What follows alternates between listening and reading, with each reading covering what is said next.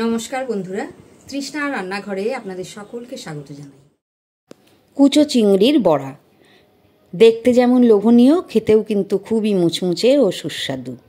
এইভাবে যদি কুচো চিংড়ির বড়া কোনো দিন না খেয়ে থাকেন তাহলে অবশ্যই একবার বাড়িতে করে দেখতে পারেন।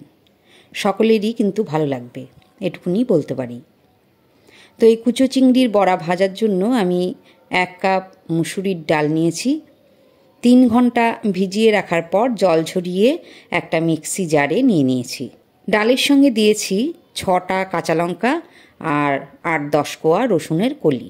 একটু ঝাল ঝাল হলেই বড়াটা খেতে ভালো লাগে, তবে যারা ঝাল একদমই খেতে পারেন না তারা নিজেদের পরিমাণ মতন ঝালটা দেবেন। এর মধ্যে সামান্য পরিমাণ জল দিয়ে দিলাম। ডালগুলো এবারে বেটে নিতে হবে, শিলেই বাটুন অথবা মিক্সি জারে। এই বাটিটায় আছে কুচো চিংড়ি, তীক্ষ্ণ মাথাটা ফেলে দিয়ে পরিষ্কার করে নিয়েছি আর খুব ভালো করে জল দিয়ে আমি ধুয়ে নিয়ে জল ছড়িয়ে নিয়েছি। এবারে দেখুন একটা বাটিতে বেটে নেওয়া যে ডালটা সেটা আমি ঢেলে নিয়েছি। এর মধ্যে এই কুচো চিংড়িগুলো দিয়ে দিলাম। এবারে দিচ্ছি বেশ বড় সাইজের একটা কুচোনো পেঁয়াজ, সামান্য হলুদ গুঁড়ো দিলাম, স্বাদ মতো লবণ, 2 চামচ দিলাম কর্নফ্লাওয়ার। এবারে আমি হাত দিয়ে খুব ভালো করে মেখে নেব। কড়াইতে সাদা তেল গরম হয়ে গেছে।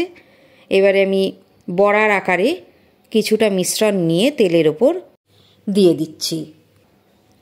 তেলটা প্রথমেই ভালো করে গরম করে নিতে হবে। আঁচ এই সময়ে মিডিয়াম করে দেবেন।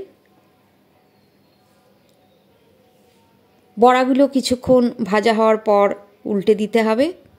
উল্টে পাল্টে বড়াগুলো বেশ সোনালি রং হলে আর মুচমুচে হয়ে গেলে তুলে নিন।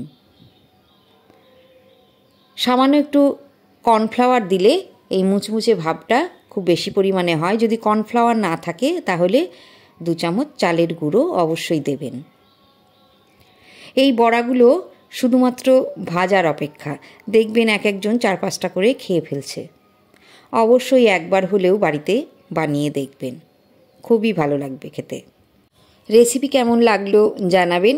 নতুন বন্ধুরা ইউটিউবে সাবস্ক্রাইব করুন আর ফেসবুক চ্যানেলে থাকলে পেজটা ফলো করার অনুরোধ রইল। আবার হাজির হব অন্য কোনো ভিডিও নিয়ে। আজকের মতো বিদায়। ভালো থাকবেন, সুস্থ থাকবেন।